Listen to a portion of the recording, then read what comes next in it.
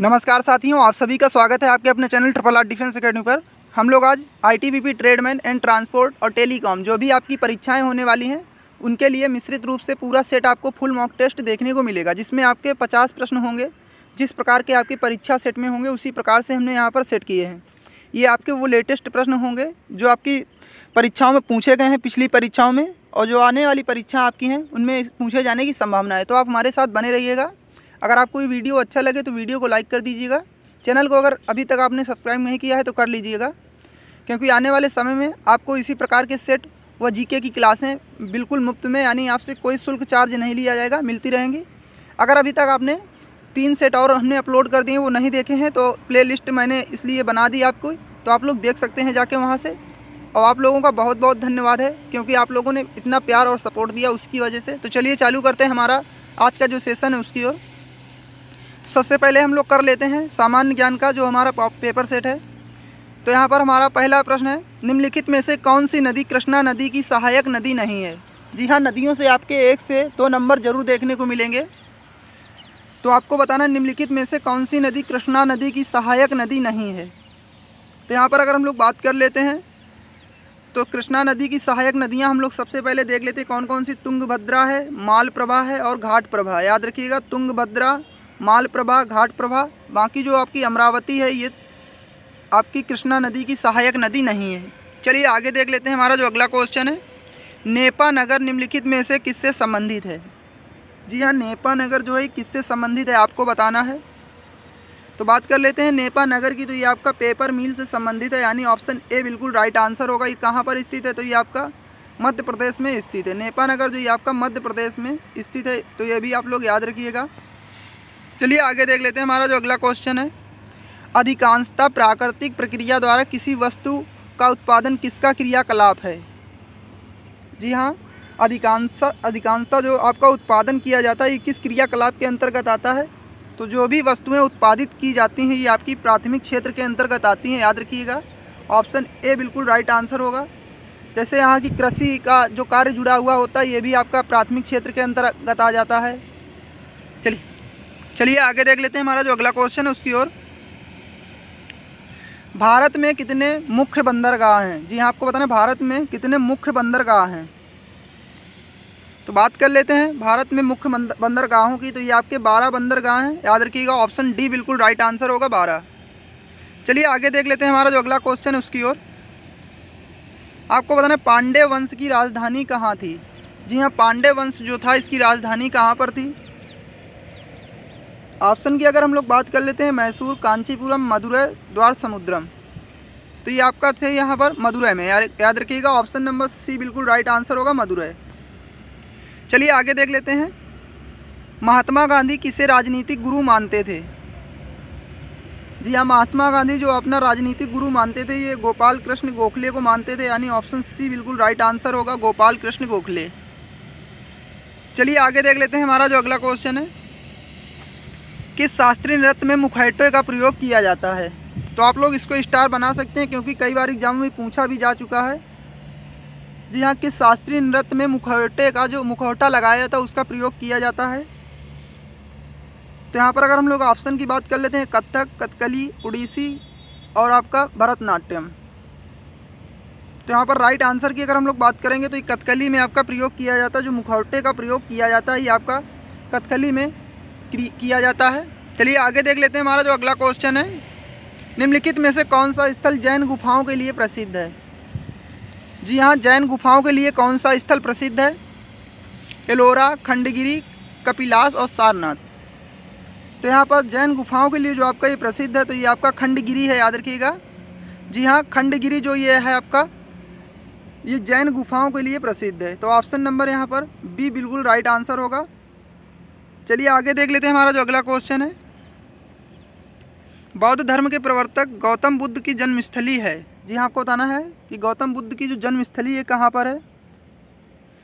तो गौतम बुद्ध का जो जन्म हुआ था ये लुम्बिनी में हुआ था, यानी ऑप्शन नंबर ए बिल्कुल राइट आंसर होगा, लुम्बिनी। यहाँ पर जो इनकी मृत्यु हुई थी कुशीनगर में हुई थी। याद रखिएगा, कुशीनगर में इनकी मृत्यु हुई थी और उस प्रक्रिया को महापरिनिर्वाण कहते हैं। याद रखिएगा, महापरिनिर्वाण। चलिए आगे देख लेते हैं। रोम के सभी रूपों को और क्या कहते हैं? जी हाँ, रोम जो होता है इसका फुल फॉर्म आपका क्या होता है? Read only memory. जी हाँ, इसका फुल फॉर्म भी आपसे पूछ सकता है, तो ये होगा आपका रीड ऑनली मेमोरी। याद रखिएगा आप लोग, रीड ऑनली मेमोरी। तो ये आप लोग याद रखिएगा, ये आपसे पूछ भी सकता है फुल फॉर्म। कंप्यूटर के 1 से 2 प्रश्न आपके अगर परीक्षा सेट में आते हैं तो आपसे फुल फॉर्म भी पूछ सकता है। तो यहाँ पर आपको बताना, जो रोम के सभी प्रारूप होते हैं यानी रूपों को क्या कहा जाता है? तो ये फर्मवेयर कहा जाता है। ऑप्शन बी बिल्कुल राइट आंसर होगा, फर्मवेयर।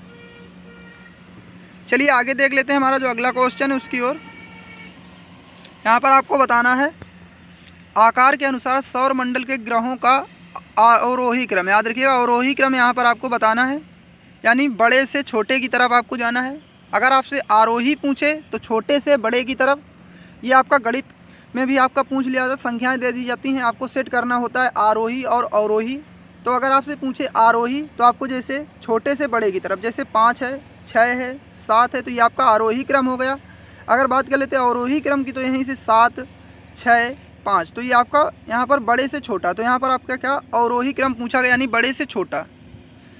तो यहाँ पर अगर हम लोग बात कर लेते हैं, देख लेते हैं इस प्रश्न को, तो यहाँ पर अवरोही क्रम में सबसे बड़ा आपका कौन सा हो जाएगा? तो ये हो जाएगा आपका बृहस्पति, उसके बाद में आपका शनि, फिर आपका अरुण, फिर वरुण, और फिर उसके बाद में पृथ्वी, शुक्र, मंगल एवं बुध।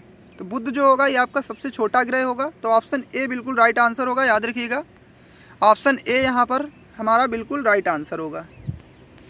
चलिए आगे देख लेते हैं हमारा जो अगला क्वेश्चन है। यहाँ पर आपसे पूछ भी लेगा कि दूसरा सबसे बड़ा ग्रह कौन सा है, तो आपका शनि हो जाएगा, क्योंकि अब आपसे पहले नंबर का नहीं पूछ के दूसरे नंबर या तीसरे नंबर का पूछ लेता है, तो तीसरे नंबर का अरुण होगा।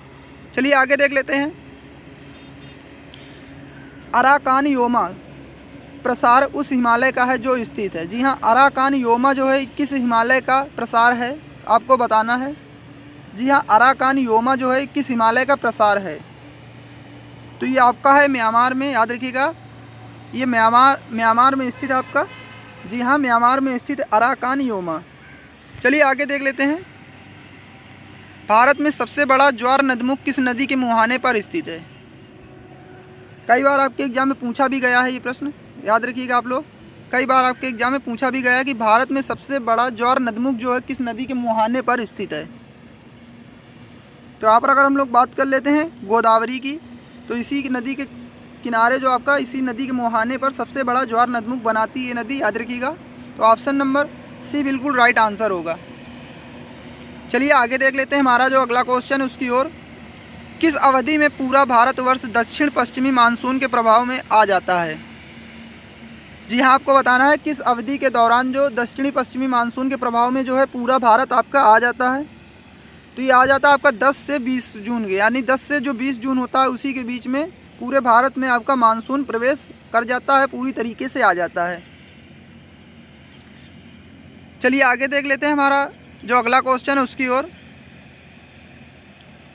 भारत भूमि का सबसे अधिक व्यापक रूप में कौन सी मिट्टी पाई जाती है? यानी भारत में जो है सबसे अधिक व्यापक रूप में कौन सी मिट्टी पाई जाती है, यानी भारत की जो भूमि है उसमें जो आपकी सबसे अधिक व्यापक रूप में कौन सी मिट्टी पाई जाती है? तो यहाँ पर अगर बात कर लेते हैं भारत में, तो भारत में सबसे ज़्यादा जो पाई जाती है कछारी भूमि, यानी कछारी जलोढ़ भूमि पाई जाती है। आपसे पूछ लेगा भारत में किस प्रकार की मृदा सबसे अधिक पाई जाती है, तो कछारी जलोढ़ मृदा। चलिए आगे देख लेते हैं। यहाँ से हमारी हिंदी चालू होती है, तो यहाँ पर हम लोग हिंदी कर लेते हैं। यहाँ पर आपको बताना है वधु उर्मी का संधि विच्छेद बताना है। तो यहाँ पर ये आपका याद रखिएगा, ये स्वर संधि का उदाहरण है। जी हाँ, स्वर संधि के अंतर्गत आ जाएगा। तो यहाँ पर वधु प्लस उर्मी होगा, यानी ऑप्शन नंबर बी बिल्कुल राइट आंसर होगा। जी हाँ, वधु प्लस उर्मी। चलिए आगे देख लेते हैं हमारा जो अगला क्वेश्चन है। भिन्नार्थक शब्द का चयन कीजिए। जी हाँ, भिन्नार्थक का आपको चयन करना है। तो भिन्नार्थक जो आपका दिया गया है ये आपका अनिल होगा। याद रखिएगा। अब देख लेते हैं किस प्रकार से ये भिन्नार्थक होगा, क्योंकि ये हवा का पर्यायवाची है। याद रखिएगा, ये जो आपका हवा का पर्यायवाची, बाकी जो आपके दिए गए हैं ये अग्नि के पर्यायवाची, यानी पावक है, अनल है, और आपका कृषाणु है, ये जो हैं आपके अग्नि के पर्यायवाची हैं। बाकी जो अनिल है आपका, ये आपका हवा का पर्यायवाची, वायु का पर्यायवाची है। तो याद रखिएगा। चलिए आगे देख लेते हैं। हर्ष का विलोम बताएं। जी हाँ, हर्ष का विलोम क्या होगा? तो हर्ष का विलोम होगा आपका विषाद, यानी ऑप्शन नंबर बी बिल्कुल राइट आंसर होगा। हर्ष का विलोम होगा आपका विषाद। चलिए आगे देख लेते हैं हमारा जो अगला क्वेश्चन है उसकी ओर। गंदला, मैला, मलिन किस शब्द के पर्यायवाची हैं? ये आपका पूछा भी जा चुका है एग्जाम में, याद रखिएगा। जो गंदला, मैला, मलिन जो है ये किस शब्द का पर्यायवाची है? तो ये आपका पंकिल जो होता है इस शब्द का पर्यायवाची होता है, याद रखिए पंकिल शब्द का। चलिए आगे देख लेते हैं। यहाँ पर आपको कर्कश का विलोम शब्द बताना है। जी हाँ, कर्कश का विलोम शब्द बताना है। जी हाँ, कर्कश का आपको विलोम शब्द बताना है। तो कर्कश का जो विलोम शब्द होगा ये आपका मधुर होगा, क्योंकि कर्कश किसे कहते हैं? जो कटु वचन बोलता है उसे कहते हैं कर्कश, यानी कर्कश वाणी आपकी यानी कटु वाणी है। तो यहाँ पर उसके लिए क्या उल्टा हो जाएगा? मधुर वाणी। चलिए आगे देख लेते हैं। जो इंद्र पर विजय प्राप्त कर चुका हो, जी हाँ, उसको क्या कहेंगे?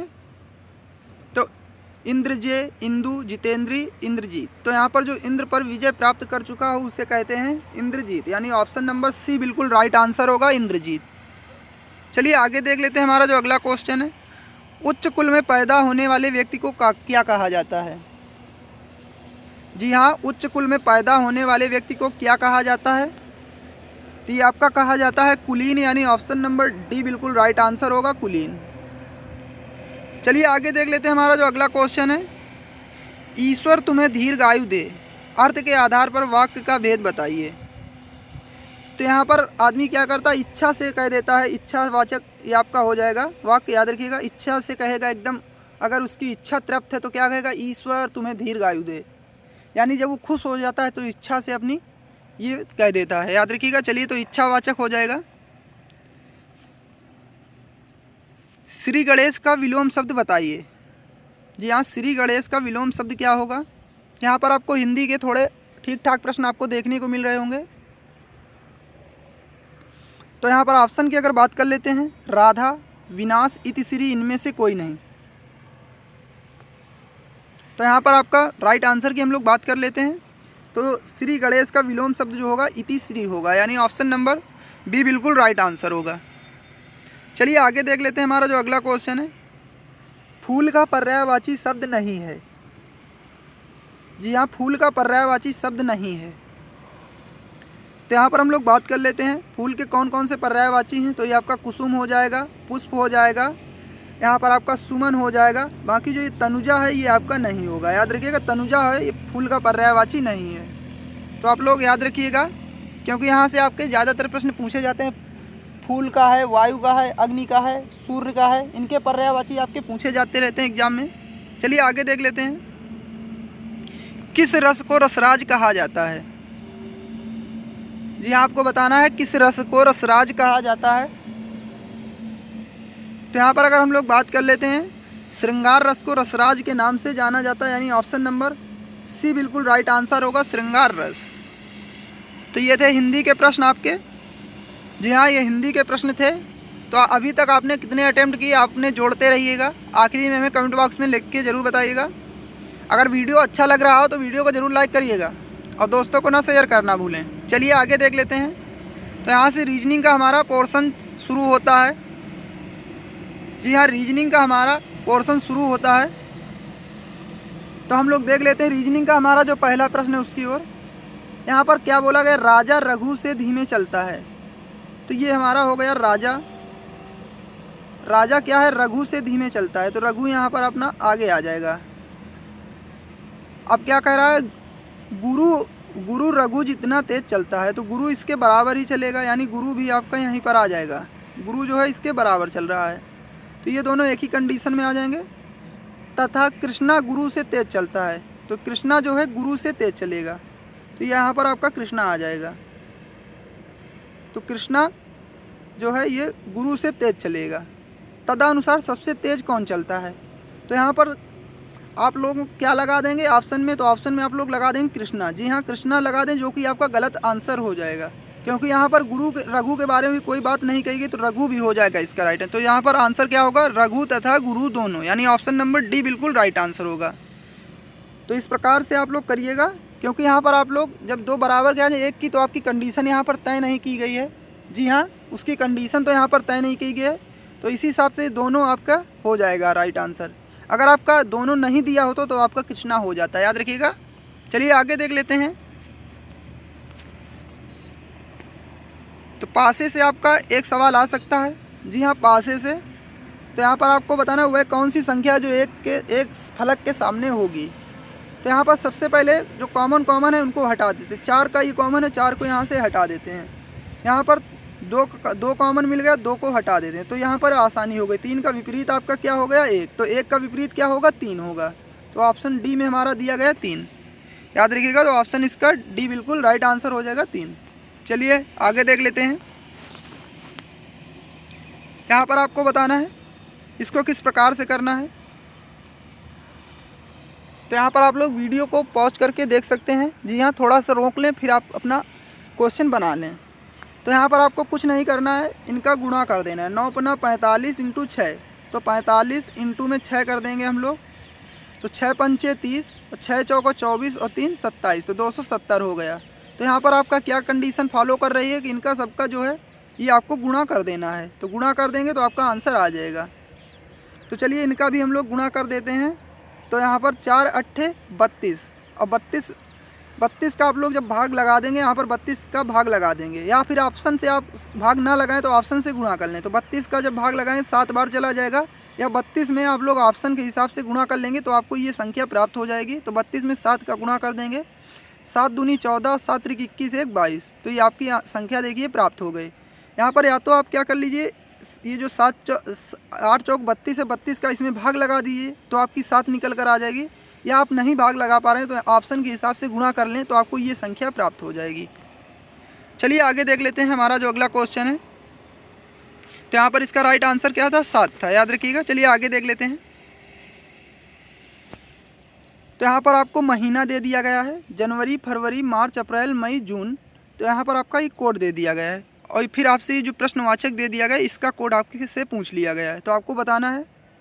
तो यहाँ पर आपका क्या किया गया है, जनवरी का कोड कितना है 1, तो उसी में +1 कर दिया गया है, और फिर आपका +2 कर दिया गया है, फिर आपका +3 और +4, और यहाँ पर +5। तो 11 में +5 करेंगे तो क्या आ जाएगा, 16। तो ऑप्शन डी बिल्कुल राइट आंसर होगा, 16। तो यहाँ पर आपके प्रश्न में कुछ नहीं, बस इस प्रकार से आपसे पूछ लेगा, थोड़ी सी लंबी डिफिनीसन दे देगा। तो वहाँ पर आप घबराइएगा नहीं, बस देख के अपना आंसर लगा दीजिएगा। आप लोग ये नहीं कि लंबा प्रश्न देख के उसको स्किप करके आगे चले जाएं, तो ये नहीं करना आपको। उसको आपको धैर्यता से पढ़ना है, फिर आपको प्रश्न को करना है। चलिए आगे देख लेते हैं। तो ये हमारा दिशा से संबंधित प्रश्न है। जी हाँ, दिशा से संबंधित प्रश्न है, इसको कर लेते हैं हम लोग। तो यहाँ पर हम लोग कर लेते हैं, आप इसको वीडियो रोक कर बना सकते हैं। तो यहाँ पर सबसे पहले क्या बोला है, राजू 40 किलोमीटर उत्तर की ओर चलता है। याद रखिए, राजू कितना, 40 किलोमीटर उत्तर की ओर। तो आप एक पॉइंट इस प्रकार से बना लीजिए यहाँ पर, और यहाँ पर इस प्रकार से उत्तर दिशा आपकी ऊपर होती तो ऊपर की ओर आपको चला देना है।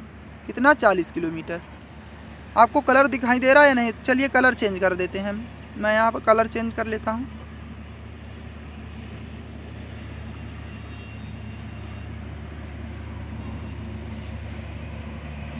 तो यहाँ पर राजू क्या है, 40 किलोमीटर उत्तर की ओर, उत्तर दिशा में चलता है, फिर दाएं मुड़ता है। तो दाएं आपका ये हो जाएगा इस प्रकार से। यहाँ पर आपका कितना चलेगा, 50। तो 50 यहाँ पर दूरी तय कर ली इसने। इसके बाद पुनः दाएं मुड़कर 30 किलोमीटर। तो पुनः ये दाएं मुड़ा और आपका 30, इस प्रकार से ये 30 चला। अंत में वह दाएं मुड़कर 50 किलोमीटर। तो फिर अंत में वह कितना दाएं मुड़ा, ये देखिए 50 किलोमीटर, ये यहाँ पर आ जाएगा। तो ये यहाँ पर आ जाएगा, बिल्कुल लास्ट बिंदु पे चिपक जाएगा यहाँ पर इस लाइन से। तदनुसार वह प्रस्थान बिंदु से कितनी दूरी है। तो यहाँ पर देख लीजिए, ये आपकी 50 किलोमीटर की दूरी थी। तो 50 में उसने 30 जो है, ये देखिए, माफ़ करिएगा 40 थी यहाँ पर, 40 में उसने कितनी 30 तय कर ली, तो बची कितनी 10। तो यहाँ पर अब जो अपने वो प्रस्थान बिंदु से कितनी दूरी पर है, 10 किलोमीटर दूरी पर है। तो ये आपका 10 किलोमीटर इसका राइट आंसर होगा। चलिए आगे देख लेते हैं। तो हमारा अगला क्वेश्चन है, उसको आपको बताना है। तो यहाँ पर आपको बताना है धूम्रपान करने वाले वकील, यहाँ पर धूम्रपान करने वाले वकील, धूम्रपान ना करने वाले वकील।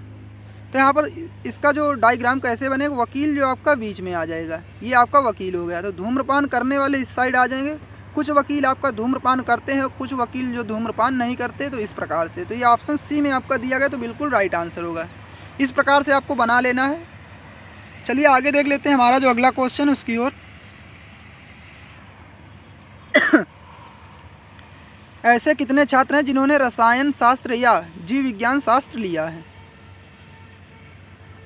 तो यहाँ पर आपको क्या करना है, इस प्रश्न में जो लिया है कि कौन कौन जिन्होंने, तो उनको कॉमन ले लीजिए और ये जो संख्या आपकी दी गई इसी से घटा दीजिए। यानी 15 में से 7 छात्रों ने क्या किया है, यहाँ पर जीव विज्ञान और रसायन शास्त्र दोनों लिया, तो इसमें से आपको घटा देना है। तो कितना बचेगा आपका, 8 बच जाएगा। उसी प्रकार से 29 में से भी आपको ये 7 घटा देना, तो आपका कितना बचेगा, 29 में से 7 घटा देंगे तो 22 बचेगा। तो यहाँ पर अगर हम लोग बात कर लेते हैं टोटल जो आपके कितने हो जाएंगे, 30। तो 30 छात्रों ने क्या किया है, दोनों लिया है। यानी यहाँ पर आपका रसायन शास्त्र या फिर जीव विज्ञान विषय लिया है। तो यहाँ पर 30 छात्र ऐसे हैं जिन्होंने या तो रसायन शास्त्र लिया है या तो फिर आपका क्या लिया है, तो यहाँ पर आपका जीव विज्ञान लिया है, क्योंकि यहाँ पर कॉमन वाला हमने निकाल दिया। तो यहाँ पर आपसे यही पूछ रहा है रसायन शास्त्र या फिर जीव विज्ञान, दोनों नहीं पूछ रहा है यहाँ पर, रसायन शास्त्र या फिर जीव विज्ञान। तो टोटल से आपको क्या करना है, दोनों वाले निकाल देना है। तो 15 में से अगर हम लोग 7 निकाल देंगे तो 8 जो होंगे जिन्होंने क्या लिया होगा, रसायन शास्त्र, और 22 ऐसे होंगे जिन्होंने जीव विज्ञान लिया होगा। तो टोटल जो होंगे 30 छात्र होंगे यहाँ पर। तो हम लोग देख लेते हैं, तो ऑप्शन ए में हमारा दिया गया है 30।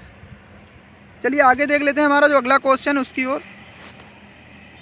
यहाँ पर आपको बताना है सेट एक्स के भाग नहीं है। तो एक्स आपका पोर्शन ये वाला दिया गया है, ये आपका एक्स का जो ये दिया गया है, ये जो पॉइंट है ये। तो यहाँ पर आपसे पूछ रहा है एक्स के भाग कौन कौन नहीं है। तो यहाँ पर देख लीजिए आपका 6 और 9, 6 और 9 जो है ये एक्स के भाग नहीं है। 7 जो आ रहा है ये आपका एक्स का भी भाग है। तो यहाँ पर 6 और 9, तो ऑप्शन डी में आपका दिया गया 6 और 9। चलिए आगे देख लेते हैं। जी हाँ, इस प्रकार का भी पासा आपसे पूछा जा सकता है। थोड़ा सा अगर आपसे मॉडरेट लेवल का प्रश्न आएगा तो इस प्रकार से पासा आपका पूछ लिया जाएगा। तो यहाँ पर आपको 3 का विपरीत बताना है। तो यहाँ पर आप इसको क्या करते हैं, रोक के बना सकते हैं, याद रखिएगा। तो चलिए हम लोग देख लेते हैं इसको किस प्रकार से आपको बनाना है। तो यहाँ पर आपको क्या करना है, 1 कॉमन ट्रिक का इस्तेमाल करना है। तो सबसे पहले इसमें से देख लेते हैं कॉमन कौन सा मिल रहा है, यानी 2 अंक कॉमन नहीं मिलने चाहिए, याद रखिएगा। तो यहाँ पर आपका 3 और 3 कॉमन मिल रहा है। जैसे कि 6 और 6 होता तो उसको आपको नहीं लेना है। तो सबसे पहले आप क्या करेंगे, इसको क्लॉकवाइज लिखते हुए चले जाएंगे, यानी इस प्रकार से। तो 3, उसके बाद में आपको क्या लिख देना है, 6 और फिर आपको 2।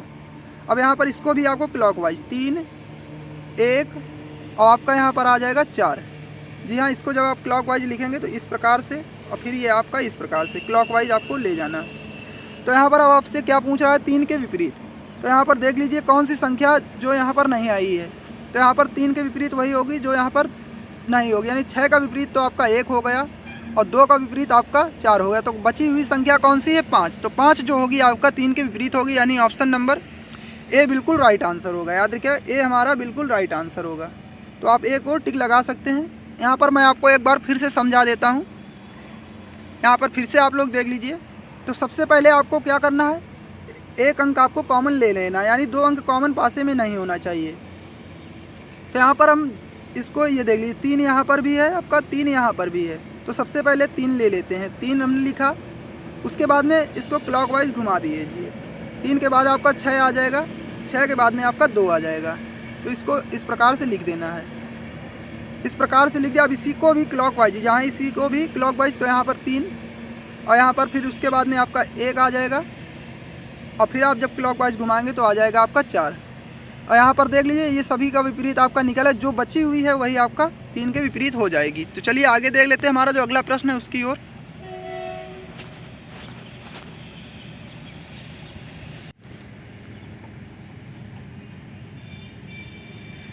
चलिए तो यहाँ पर हम लोग देख लेते हैं हमारा जो आज का ये प्रश्न है। तो आपको इस तरीके से एक आकृति दे दी जाएगी। जी हाँ, आपको यहाँ पर बोल दिया है कौन सी आकृति जो इस आकृति को पूरा करेगी। जी हाँ, तो इस प्रकार के प्रश्न को आपको पहले तो इसको देख लेना है। तो यहाँ पर आपकी देख लेते हैं, ये बी आकृति आपको दिखाई दे रही होगी। जी हाँ, ये बी आकृति जो आपकी इस प्रकार से आपको दिखाई दे रही है। जी हाँ, ये आपको इस प्रकार से जो दिखाई दे रहा है, यहाँ पर यही आकृति अगर आप लोग रख देंगे तो आपकी जो आकृति है पूरी तरीके से सही हो जाएगी। चलिए आगे देख लेते हैं। तो यहाँ पर इसका राइट आंसर क्या होगा? बी। चलिए आगे देख लेते हैं हमारा जो अगला क्वेश्चन है उसकी ओर। तो यहाँ पर आपको बताना है तो कौन सी उत्तर आकृति जो है प्रश्न आकृति को पूरा करेगी। तो यहाँ पर इसको आप देख लीजिए और फिर ये देख लीजिए ऑप्शन डी में जो आपकी दी गई है, माफ़ करिएगा ऑप्शन सी में। तो सी आकृति वाली जो आकृति है ये आपकी जो प्रश्न आकृति है उसको पूरा करेगी। चलिए आगे देख लेते हैं हमारा जो अगला क्वेश्चन है उसकी ओर। तो यहाँ पर ये आकृति देख लीजिए, आपको पूछ लेगा कि किस प्रश्न आकृति में ये चिन्हित है। जी हाँ, प्रश्न आकृति जो है ये आपसे पूछेगा किस उत्तर आकृति में चिन्हित है, माफ़ करिएगा उत्तर आकृति में चिन्हित है। तो यहाँ पर ये देख लीजिए, ये आकृति आपको कहाँ पर इस तरीके से आपकी ये दी गई है। ये देख लीजिए यहाँ से इस प्रकार का ये जेड आपका एक बनता हुआ दिखाई दे रहा है ये। तो ये आपका ए आकृति में यहाँ पर आपको मिलेगा। और फिर आपका क्या हुआ कि बीच से इस प्रकार से ये देख लीजिए, यहाँ से आपको ये देख लीजिए इस प्रकार का आपको एक आकार जो है ए आकृति में मिल जाएगा। तो आप लोग इस प्रकार से देख सकते हैं और अपना आंसर लगा सकते हैं, क्योंकि यहाँ पर आपको मुफ्त के नंबर, एक तरीके से आपका नज़र का खेल होता है, वहाँ पर आपको नज़र के नंबर दिए जाते हैं। चलिए आगे देख लेते हैं हमारा अगला क्वेश्चन है जो उसकी ओर। इस आकृति में आपको वर्गों की संख्या बताना है। जी हाँ, वर्गों की संख्या आपको बताना है। आपके प्रश्न पत्र में त्रिभुज या वर्ग इससे साधारण पूछेगा, इतने कठिन नहीं पूछेगा। तो यहाँ पर आप लोगों को मैं बता देता हूँ इस प्रकार का जो आपका वर्ग बनेगा। तो यहाँ पर आपको गिनने में देख लीजिए किस प्रकार से आसानी होगी। अगर इस प्रकार का है तो आपका 5 यहाँ पर वर्ग होंगे। इसमें कौन कौन सा? 1 2 3 1 4 और एक ये आपका जो बड़ा वाला बन रहा है ये 5। तो इस प्रकार के जो आपके होंगे 5। तो इनकी यहाँ पर आपको गिनना कैसे है देख लीजिए। तो ये जो आपको सबसे पहले ये बड़ा वाला यहाँ से यहाँ तक इस प्रकार से बना लेंगे और यहाँ से इसको इस प्रकार से कर दिया और यहाँ से ये। तो यहाँ पर आपको कितने? 5 मिल गए। तो ये आपका बड़ा वाला जो हो गया इससे 5, तो 5 ये हो गए। इसी प्रकार से अब हम देख लेते हैं। तो ये आपका बीच में भी इसी चतुर्भुज ये जो आपका बीच से इसमें भी आपके 5 हो गए। अब यहाँ पर और देख लीजिए, ये जो आपका कलर हम लोग थोड़ा सा चेंज कर लेते हैं जिसमें आपको समझने में थोड़ी आसानी रहे। तो यहाँ पर ये देख लीजिए इस जगह से इस प्रकार से एक आपका ये, तो 5 आपके ये हो गए। तो 5 ये आपके हो गए, 15 ये आपके टोटल हो गए। तो 15 आपको यहाँ पर जोड़ के लिख लेना। आप देख लीजिए इनको गिन लेते हैं जो ये आपके साइड में दिए गए हैं। 1 2 3 4 और एक ये आपका 5 6 7 8। तो 15 और 8 आपके ये हो गए। अब यहाँ पर देख लीजिएगा 15 8 23। तो 23 आपको यहाँ पर 23 ये हो गए। अभी आपने बड़े वाले यहाँ अभी नहीं काउंट किए थे, कौन से? ये वाले। तो ये देख लीजिए आपने अभी ये नहीं काउंट किए थे। एक ये हो गया और एक ये हो गया। तो 2 ये आपके हो गए। 2 आपके इस साइड भी हो जाएंगे यहाँ से यहाँ तक। तो 2 आपके इस साइड हो जाएंगे। तो ये आपके कितने हो जाएंगे? 27 हो जाएंगे, यानी 18 5 23 और 4 27। तो ऑप्शन यहाँ पर सी बिल्कुल राइट आंसर होगा। तो आपको इस प्रकार से गिन लेना है। आपके परीक्षा में इतना तो लंबा सवाल नहीं पूछेगा, क्योंकि आपका रेलवे में ज़्यादातर इस प्रकार के प्रश्न पूछे जाते हैं। तो चलिए आगे देख लेते हैं। तो हमारा अगला प्रश्न है जो आपको बताना है, यहाँ पर इस प्रकार से आपकी आकृति काट दे, कौन सी आकृति जो यहाँ पर पेपर कटिंग से आपकी बनेगी। तो आपको बताना होगा। तो यहाँ पर अगर जब आप लोग इसका शेप काटेंगे तो इस प्रकार से एक यहाँ पर आपको गोला मिलेगा, एक यहाँ पर और एक इसी के यहाँ पर, याद रखिएगा। और इसी प्रकार से आप पलट देंगे उधर भी। तो ये देख लीजिए आपका डी ऑप्शन में आपका दिखाई दे रहा है। ये देख लीजिए डी में आपको दिखाई दे रहा होगा। तो इसको आप जब ये कटिंग पलटेंगे तो पूरी उधर भी यही प्रक्रिया होगी। तो ऑप्शन डी में जो आपकी दी गई है बिल्कुल सही होगा, यानी ऑप्शन डी बिल्कुल सही होगा। चलिए आगे देख लेते हैं।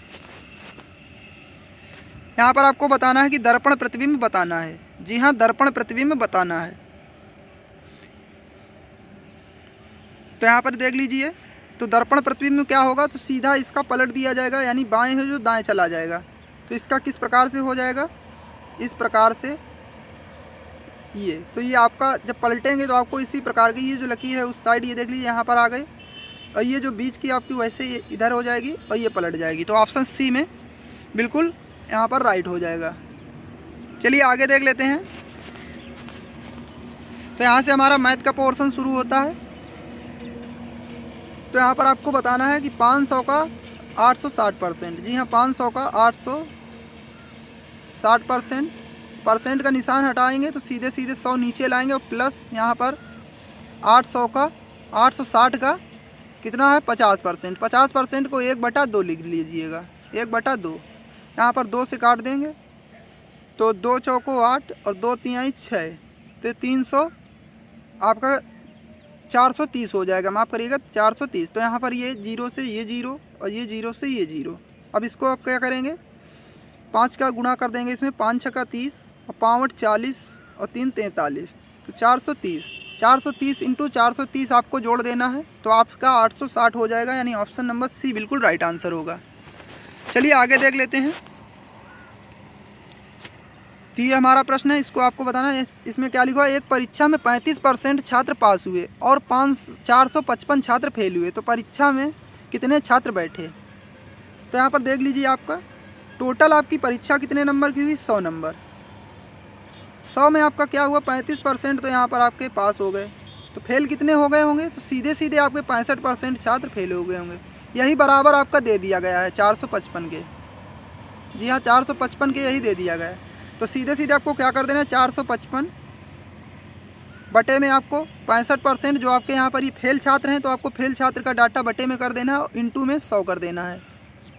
जब इसको आप सॉल्व करेंगे तो आपका आंसर निकल कर आ जाएगा। टोटल जो छात्र आ जाएंगे तो आपका 700 आ जाएंगे। अब आप लोग सोच रहे होंगे 100 कहाँ से लाए, तो 100 आपका किसी भी कार्य में जो, यानी किसी भी कार्य या किसी भी स्कूल में पूरे 100% छात्र होते हैं, याद रखिएगा।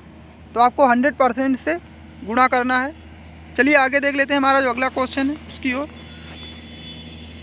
यहाँ पर आपको बताना है, एक चतुर्भुज के चारों कोणों का योग क्या होगा। जी हाँ, चतुर्भुज के चारों कोणों का योग क्या होगा। तो ये देख लीजिए, चतुर्भुज आपका हो गया। अब यहाँ पर आपका एक कोण इस प्रकार से, एक कोण इस प्रकार से और एक कोण इस प्रकार से, और सभी कोण आपके कितने कितने डिग्री के होते हैं, 90 डिग्री। तो 90 डिग्री के हैं और कोण कितने हैं, 4, यानी चारों कोणों का योग पूछ रहा है। तो 9 चौको 36, यानी ऑप्शन नंबर बी बिल्कुल राइट आंसर होगा, 360। चलिए आगे देख लेते हैं। यहाँ पर क्या आपका दिया है, किसी संख्या को 52 से भाग देने पर शेष कितना बचता है, 43। यदि उस संख्या को 43 से भाग दिया जाए तो शेष कितना बचेगा। तो यहाँ पर आपको कुछ नहीं करना है, इससे आपको कोई लेना देना है। जो आपका ये बचा हुआ है शेष 44, जी हाँ, 44 को यहाँ पर आपको उठाना है और 13 से भाग लगा देना है। 13 से भाग लगाएंगे, 13 यहाँ 39, बचेगा शेष कितना, 5। तो ऑप्शन नंबर डी बिल्कुल राइट आंसर होगा, 5। चलिए आगे देख लेते हैं हमारा जो अगला क्वेश्चन है उसकी ओर। यहाँ पर आपका क्या दिया गया है, ए और बी किसी काम करने की दर, यानी दर जो होती क्या होती है, आपकी क्षमता होती है। तो यहाँ पर क्या दिया गया है, ए और बी इनकी क्षमता जो यानी दर है, दर ये आपकी कितनी है, 2:3 है। तो दिनों का अनुपात आपसे पूछा गया है। तो दिनों का अनुपात आप इसको पलट देंगे, याद रखिएगा, सीधे सीधे यहाँ पर कुछ नहीं करना है। तो इसको पलट देंगे, 3:2। तो ये आपका समय है, यानी जो क्षमता होती है वो समय का उल्टा होता है। समय जो होता है, अगर समय दिया जाएगा और आपसे क्षमता पूछ ली जाएगी तो उसको आपको पलट देना है। चलिए आगे देख लेते हैं। तो हमारा अगला क्वेश्चन, इसको देख लेना। तो यहाँ पर देख लीजिए, हम इसको बिल्कुल सरल तरीके से बना देंगे। तो यहाँ पर आपका क्या है, यदि बिक्री मूल्य पर 10% हानि हुई तो लागत मूल्य पर कितने परसेंट की हानि दर होगी। तो यहाँ पर 10% की हानि होगी, टोटल कितनी होगी, 100 से घटा देंगे 90 हो जाएगा। यानी कोई भी अगर घाटा होता 100 से घटा देंगे, अगर मुनाफा होगा तो उसको 100 में जोड़ देंगे और इंटू में आपका 100। यहाँ पर आप लोग 1 0 से 1 0 काट देंगे तो 11 90 99। तो यहाँ पर आ जाएगा आपका 9 सही 1/9, यानी 11 90 99, बचेगा कितना आपका 1 और आपका यहाँ पर 11। तो ये आपका राइट आंसर होगा, 9 सही 1/11%। चलिए आगे देख लेते हैं। यहाँ पर आपको ये कर लेना है, लिखा है 200 मीटर लंबी रेलगाड़ी 220 मीटर लंबे प्लेटफार्म को 21 सेकंड में पार कर जाती है। ट्रेन की चाल जो है किलोमीटर प्रति घंटा में क्या होगी। तो सबसे पहले आपको क्या करना है, 200 और प्लस 220, तो इनको जोड़ देना, क्योंकि आप क्या होगा यहाँ पर क्या होता है कि रेलगाड़ी और प्लेटफार्म की लंबाई जोड़ दी जाती है। जी हाँ, तो ये आपका हो जाएगा 420। अब कितने सेकंड में, 21 सेकंड में। आपको जब यहाँ पर क्या कहा है, किलोमीटर प्रति घंटा, तो किलोमीटर प्रति घंटा में बदलने के लिए 18/5 यानी 18/5 कर देंगे। तो यहाँ पर काट लेते हैं, 21 दूनी 42, तो ये आपका आ जाएगा 20। तो 5 चौको, तो यहाँ पर 20 बचा था, 5 चौको 20, तो 4 यहाँ पर बचेगा आपका, 18 चौको 72, यानी ऑप्शन नंबर सी बिल्कुल राइट आंसर होगा। जो इसकी चाल होगी किलोमीटर प्रति घंटा में 72 किलोमीटर प्रति घंटा। चलिए आगे देख लेते हैं हमारा जो अगला क्वेश्चन है। तो हमारा अगला क्वेश्चन है, 2 विद्यार्थियों की आयु का अनुपात कितना है, 5:4 है। जी हाँ, 5:4 है। उनमें से एक दूसरे से 10 वर्ष बड़ा है। तो यहाँ पर अंतर देख लीजिए इनका कितना है, बड़ा छोटा जब आपसे कह दे तो आपका अंतर होगा, याद रखिएगा वो आपका अंतर होगा यहाँ पर। तो यहाँ पर ये आपका अंतर इनका कितना होगा, 1, तो 1 बराबर आपका कितने के 10। तो यहाँ पर आपसे क्या कह रहा है, दोनों की कुल आयु, तो दोनों की कुल आयु 4 और 5 को आपको क्या करना है, जोड़ देना है। तो ये आपका हो जाएगा 9, यहाँ पर आपको उसी का भाग लगा देना। तो इसका राइट आंसर क्या होगा, 90, यानी ऑप्शन नंबर डी में आपका 90 दिया गया है। चलिए आगे देख लेते हैं।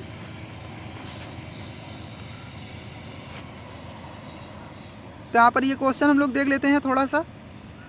तो यहाँ पर क्या दिया, A B C, A B और सी तीनों मिलकर कितने दिनों में करते हैं, 20 दिनों में।